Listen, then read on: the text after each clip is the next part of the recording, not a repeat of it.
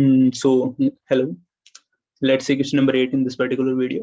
So we have question number 8, like we have x1 and x2. These are two IID random variables with some distribution like this. Okay, so हमारे पास distribution हो गया. This is like 1/2 raised to the power x, and like x is running from 1, 2, 3 and so on. So we need to find probability that minimum of these things greater than equal to 5. तो हमारे पास कोई population थी, ठीक है. Simple format में चलते हैं. हमारे पास एक पॉपुलेशन थी. इस पॉपुलेशन में से एक x1 उठाया, एक x2 उठाया, ठीक है.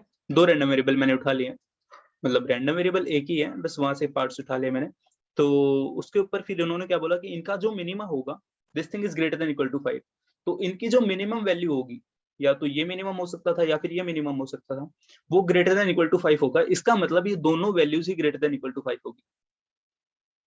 ठीक है. अगर मैं एग्जांपल लेता हूँ कि मैं और मेरे भाई के ऊपर मैं बात करता हूँ कि मैं और मेरे भाई की हाइट लाइक 5.5 फीट से ऊपर होगी.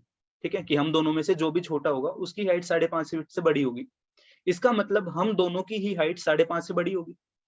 ठीक है, मतलब एक सिंपल फॉर्मेट में चीजें समझ आ रही होंगी.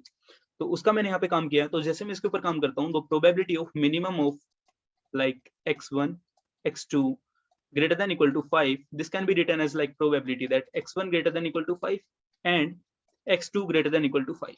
ठीक है, IID है तो इंडिपेंडेंट है, एंड सिंपल फॉर्मेट में हो जाए like probability that x1 greater than equal to 5 dot probability x2 greater than equal to 5.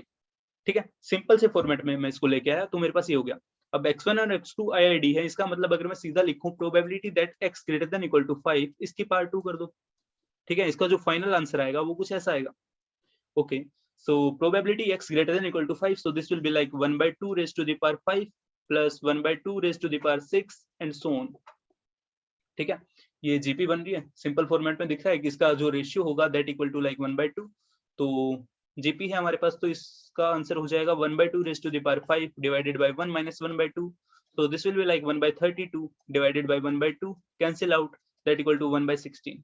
ठीक है, इसका स्क्वायर करना है. so 1/16 raised to the power 2, so that will be like 1/256. ठीक है, तो ऑप्शन ए हमारे पास. तो क्वेश्चन नंबर 8 था, वो काफी सिंपल था, एक बेसिक फॉर्मेट में मैंने समझाया. तो इसका आंसर आएगा ऑप्शन ए. आई होप ये भी समझ में आया होगा.